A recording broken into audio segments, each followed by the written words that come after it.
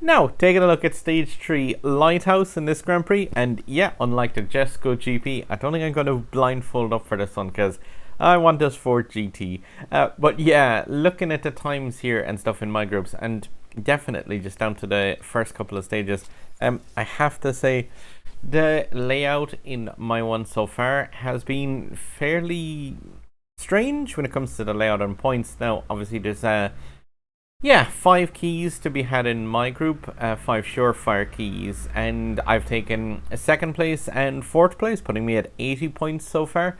The 2 people above me are tied up with 90, and yeah, as you can see here, say, like rather unusually, I guess it just comes down to like a strange one, but yeah, if a person qualifies by paying a fee ever to get into a race, then say unlike PDY here, like this person will always beat them in that qualification matchup. I'm not sure how this one will progress onwards, but yeah, say like I mentioned it being quite strange in this group, you can see that like 6 racers, I think it was, did not take part in stage 2 of my year 2 group, and 5 racers on day 1 did not take part. So I mean, yeah, there's 5 guaranteed keys inside here. 6 players effectively have written out any kind of competition from this, so there's 5 keys between 14 players, which is a really nice group to try and gun for a key for all of those who are taking part. For me, I'm going to be doing this stage. I'll do a practice run as I normally do, and then 1 run into the live.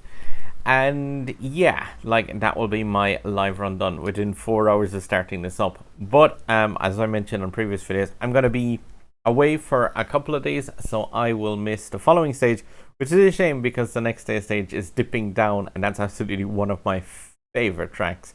So yeah, definitely I'll do Lighthouse practice, race, and then maybe we'll take one look at dipping down. But yeah, definitely gonna just power into this one a small bit. And yeah, I'll be back as soon as possible for the final stage in this GP at the very least anyway. And so please do, as always, hit sub if you haven't already. Give a thumbs up if you're doing alright in this GP. Or if you're not doing alright, give a thumbs up anyway. But yeah, and shoot a comment down below and let us know how you're getting on. But let's see. Practice time today, nitro times 10 seconds, beat race times in 45.5. And let's like the Lighthouse stage is very basic. It's a very short course, and it just involves basically like landing down properly and punching that nitro straight on the way out of the tunnel. It does involve just 1 open drift pretty much, or well, 2 a small bit extra, I'm just thinking. But yeah, I said I'd do my practice times and get out some blueprints for the car heading towards the 3rd star, but yeah, miles away from it. This one is way too costly to bring towards 3 stars. And yeah, see how I get on in practice at least, and then bringing it into the lifetime. And yeah, at least because of the fact that mine is 2 stars now, I can paint it my colors, which is always pretty cool. And I just noticed that I was 2 multiplayer races away from being able to change the wheel rim colors as well. So now I've got this one looking more like it belongs in my garage. But gonna give this one a 1 blast into practice time then. And yeah, I just need 10 seconds of nitro time. And to beat 45.5 seconds, which, I mean, now this Scotland track does a bit of equalizer for like the 1 of the 2 stars. I don't think it's going to make a huge difference here on these really short tracks. This just relies on the good launch off that first ramp and nailing the shockwaves coming out of the tunnel and nailing the shockwave on the final turn into the finish line. So what I just do is leave the car right as straight as possible for as long as possible coming up here. We're making that turn, and then 360 imperfect. Take it out of nitro as soon as it kind of stabilizes up. Another little burst there, just bring it back up to 199. And you're gonna open drift around here all the way until you have the shockwave straight up along the light side of the tunnel. And then just brake nitro, brake nitro. Gonna just leave it in the yellow all the way along here. Doesn't make too much difference not bringing it out to a blue state on that. Drift around here and shockwave to regain that nice top speed. And again, shockwave straight towards the finish line and just leave it run all the way across there. 44, 2, 1, 8. Yeah, and like I've done this a couple of times now. This would actually be my final one, but yeah, it is just a case of like nailing this one, and just when you land down here, just as soon as the car kind of stabilizes down, take it out of a nitro state. Once you have it at like that 190 kind of mile an hour mark again, and yeah, just leave it a second, just do one more punch of nitro to bring it back up to 199, and then leave it drift down again as you're coming into the tunnel, because in this tunnel you need to open drift, and by that I mean like pressing the drift button there, release the accelerator when you do that, and the car's traction will become completely different when you're going into this tunnel. So just, this is like drifting, and there's no other button being held on the controller here other than just control stick, so no accelerator, just one press of the drift to initiate it, and then just leave it like skid around the corner just with the control stick. And as soon as you get the shockwave bar, when that goes purple now and goes across it, and you know that that's full, just line your car straight up with the actual onto the lights as they run up along this spiral ramp, not up along the portion above it, because it'll go too far and too high. I find just I'm gonna need to cut out a portion of that because that was really shuddery. But yeah, just right along the lights and send it down this road. Then, like I said, drift nitro, so just nitro brake as it lands to maintain a bit of speed, and then just yellow across the ramp there. Just, it's the tiniest bit of rough terrain, and yeah, just like skid, punch here, and then skid, and then punch, shockwave towards the finish line. Do not 360 on that last ramp, because yep, you will just lose speed. Now, that was, like I said, my final practice time with this fuel set of units, but my best practice time was a 44.207. That last one was 218. I've had a couple of 44.3s and a 44.4 or 44.5, but realistically, like, you kind of like in a 2-star version of this, definitely be gunning for myself in and around a 44.5 seconds and slightly below that if possible. Now, I don't imagine anyone else has taken a run at this yet, because a lot of people in my group do not like to put in a run until the last couple of seconds. You know, that's gonna really help you with pressure and panic. I'm gonna put in a run now and see, let's say a 44.2. That would be really nice with this. Now, I done my first run for a 44.3, which wasn't exactly perfect because yeah, I done slightly less rotation and had slightly less nitro while running across the little grassy patch, but still, it's not too much of a difference in this 0.1 of a second, which can be a huge difference as well in Grand Prix. But given the fact that I don't actually have the freedom to come back here and do more of these runs anyway later on, realistically, I may as well just do my third attempt now. Oh, my second attempt, that was just a complete failure. Like, complete failure.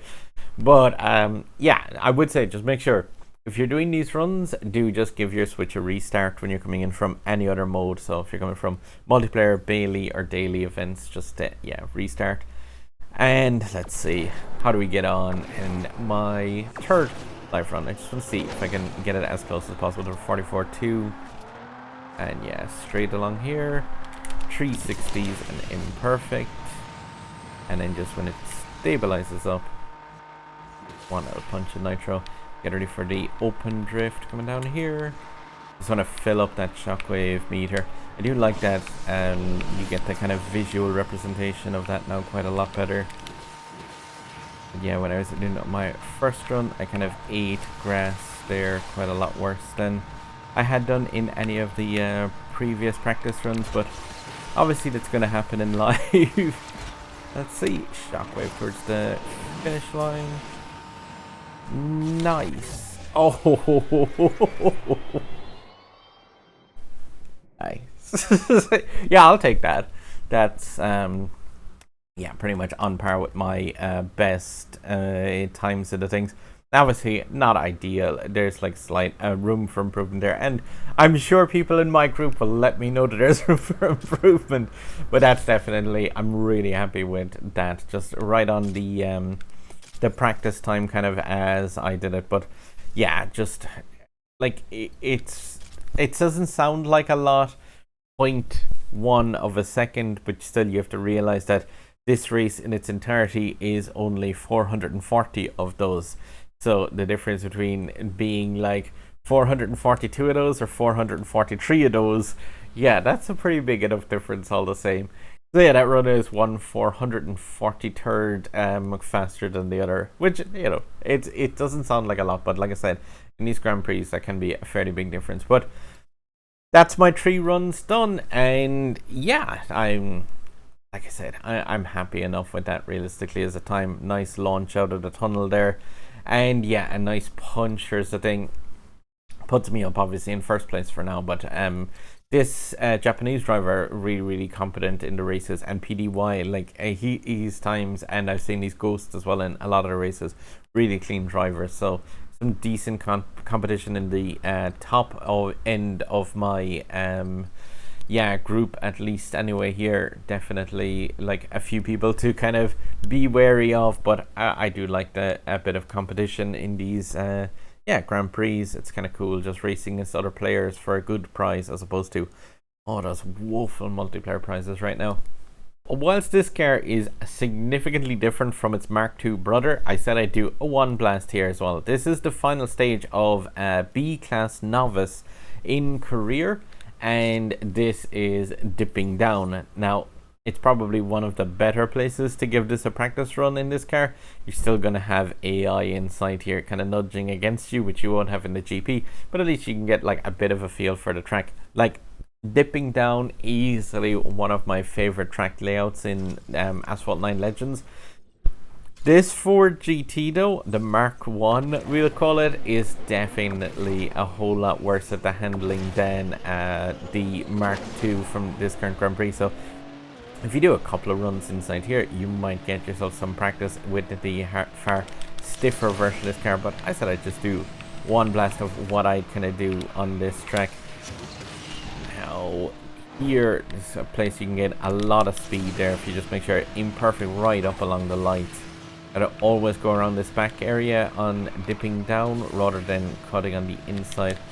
Imperfect again, straight along the lights on that ramp, and hard drift towards this ramp heading down along the kind of lower back end. Like, it seems kind of counterintuitive to come down along this path, because you would think the inner route might be shorter, but definitely this is the faster track on dipping down, just because of the fact that you have a lot more air kind of time that you can pick up, and yeah, that is kind of vital for getting decent speeds.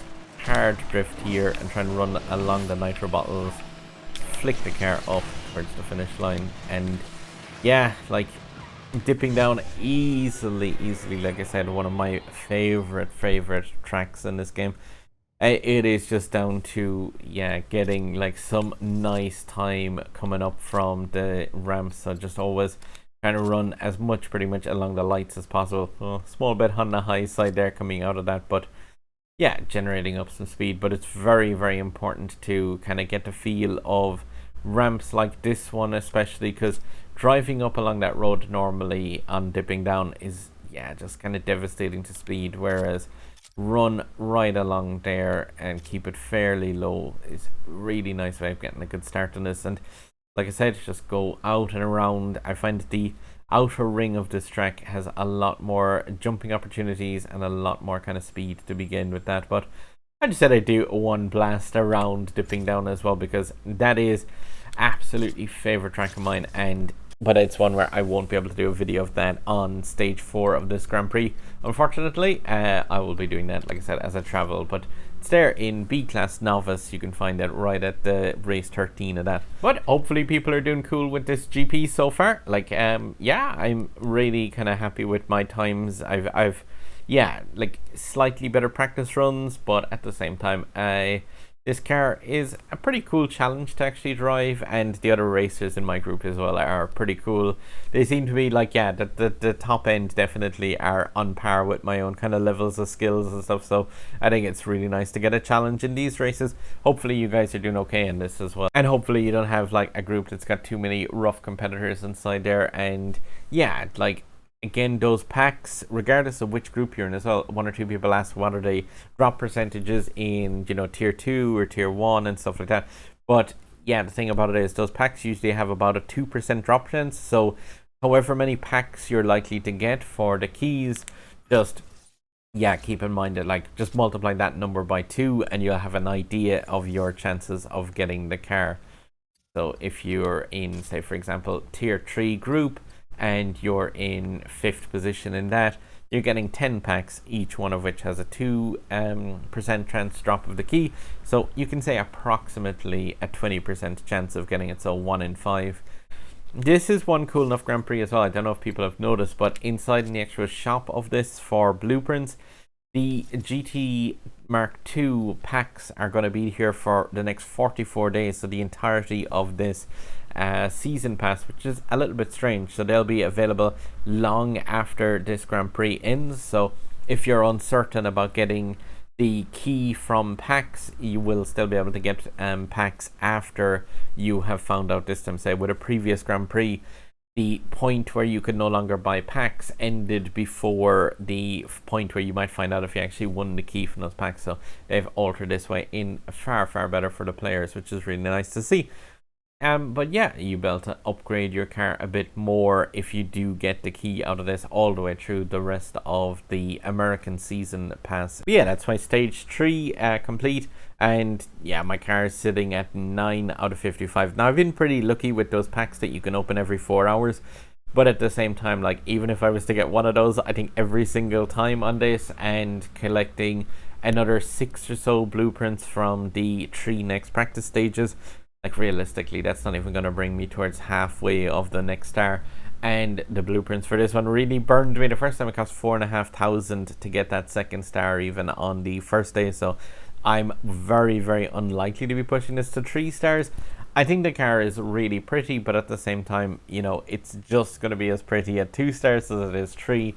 And yeah, I really like the design on this one, even with just my own custom yellow and red paintwork on this. I think it looks nice. So definitely I will be really pleased if I can take the key away from this group and have this car. But as always guys, if you do like these videos, please do give a click up above. I will obviously cover the end of this Grand Prix when I return back from my trip, and there's other videos for me here and here. Really do appreciate that. Give a like on this video if it helped out at all, or yeah, leave a comment down below. Those help, yeah, really to get out the videos to more and more people. But yeah, as always guys, drive safe and good luck in your groups today.